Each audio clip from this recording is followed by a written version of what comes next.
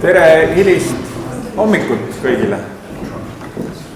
Karjakasvatajatel on see kindlasti hiline hommik, sõltumata sellest, kas tegemist on tööpäevaga või nädalavahetusega. Mul on väga hea meel teid tervitada Lahemaa kohaliku kogukonna poolt. Tunnen kerget ärevust, sest moderaatorina sellistel teemadel olen väga harva üles astunud. Palju kindlamini tunneksin ennast võib-olla mõnes teemas ettekandja rollis. Aga proovime siis seda päeva juhtida nii, et kogukonnal ja karjakasvatajatel sellest ka tulu tõuseks. Meie tänase seminari pealkiri on küll väga ambitsioonikas: karjakasvatusest ja selle tulevikust, pärandmaastike väärtusest, traditsioonilisest karjakasvatusest, põlistõugudest, meie koduste külamaastikega seotud kultuuripärandi kestmisest. Tõenäoliselt võiks sellest teha Kalev Sepp Maaülikoolis kursuse ja vähemalt bakalaureuse, kui mitte magistritöid mitu tükki. Aga õnneks on meil täna niivõrd esinduslikud ettekandjad, et ma usun, et igasse sellesse teemasse saame me vähemalt mingisuguse vägagi sisuka ja huvitava kaemuse teha.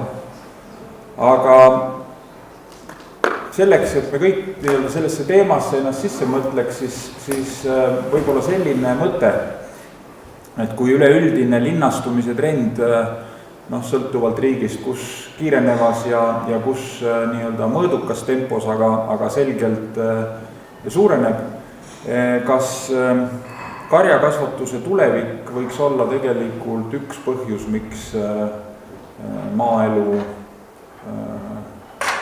säiliks ka selles nii-öelda üleüldises linnastumises. Ehk et see ei ole mitte küsimus selles, kuidas oleks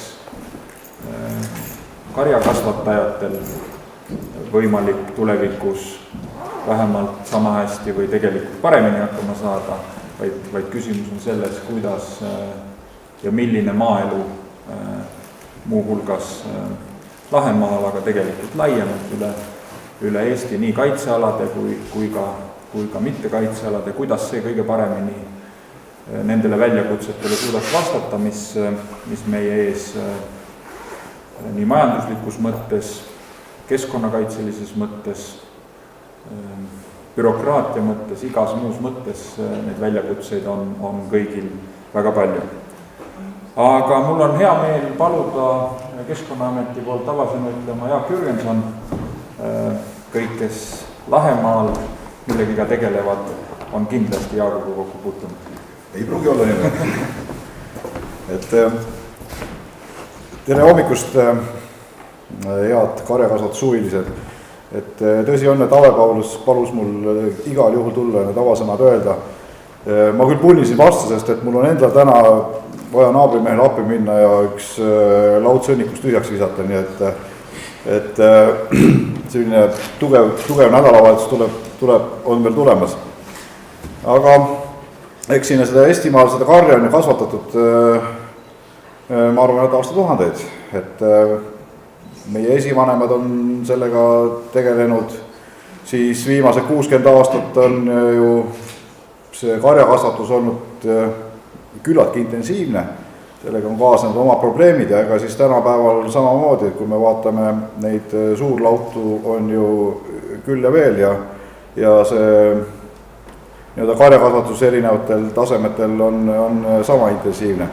Ja ütleme niimoodi, et seda nagu tänuväärsem on see, et kui mõni veel viitsib jännata nii-öelda esivanemate kombel nende loomadega seda nii-öelda traditsioonilist karjakasvatust jätkata ja sellega siis aitab kaasa ka meie nii-öelda loodusliku mitmekesisuse taastamisele ja hoidmisele.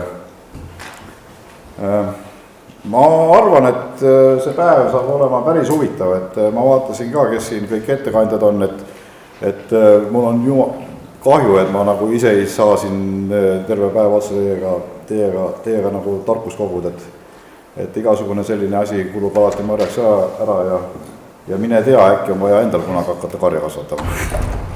Et edu teile ja olgu teil siis huvitav päev tulemas. Aitäh!